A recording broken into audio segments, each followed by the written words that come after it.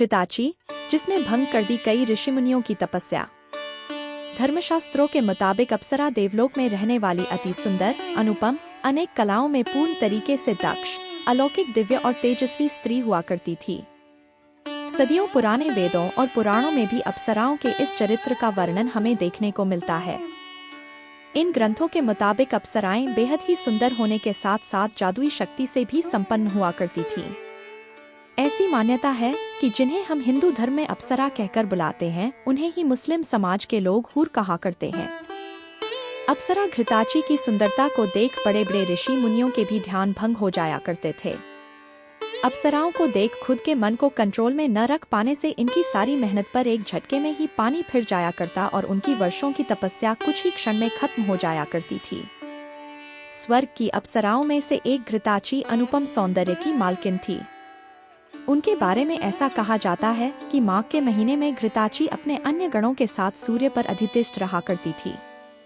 बेहद ही सुंदर कायाकल्प की होने की वजह से घृताची किसी के भी मन को कुछ ही क्षणों में भंग कर उन्हें अपने वश में कर लेने में माहिर थी। घृताची की इसी सुंदर कायाकल्प को निहारने की वजह से महर्षि वेदव्यास भी कामशक्त हो गए, जिसकी वजह से शुकदेव की उत्पत्ति हुई।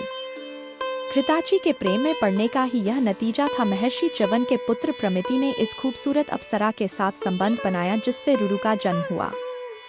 इन सभी के अलावे कन्नौज के राजा नरेश कुशनाथ ने भी घृताची के साथ संबंध बनाने के बाद एक दो नहीं बल्कि 100 से ज्यादा कन्याओं को जन्म दिया।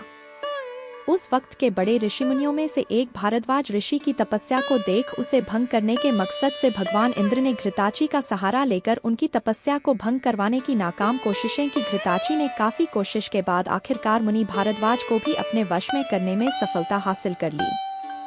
हुआ कुछ यूं कि एक बार ऋषि भारद्वाज स्नान करने के बाद अपने आश्रम की तरफ लौट रहे थे, तभी उनकी नजर नदी में नहा रही एक ऐसी सुंदरी के ऊपर पड़ी जिसके दर्शन मात्र से उनका खुद के ऊपर कंट्रोल खत्म हो गया। भींगे वस्त्र में बेहद ही कामुक दिख रही इस सुंदरी को देखने के बाद अपने मन के ऊपर भारद्वाज ने काफी कंट्रोल करने की कोशिश की, पर उनकी सारी कोशिशें नाकाम रही। घृताची के दूसरे रूप को देखने के बाद उनके मन में कामवासना की भूख उमड़ पड़ी, जिस बाद उसी वक्त उनका वीर्यपात हो गया। वीर्यपात हो जाने के बाद किसी तरह ऋषि भारद्वाज ने खुद के मन को पूर्ण तरीके से कंट्रोल किया और अपने वीर्य को एकत्रित कर एक यज्ञपात्र में रख लिया। इस यज्ञपात्र का नाम उन्होंने रखा और आगे चलकर इसी यज्ञपात्र में रखे वीर्य से द्रोणाचार्य का जन्म हुआ, जिसके बाद घृताची ने एक और मुनि रुद्राक्ष से संबंध बनाए, जिससे उन्हें 10 पुत्र और 10 पुत्री की प्राप्ति हुई।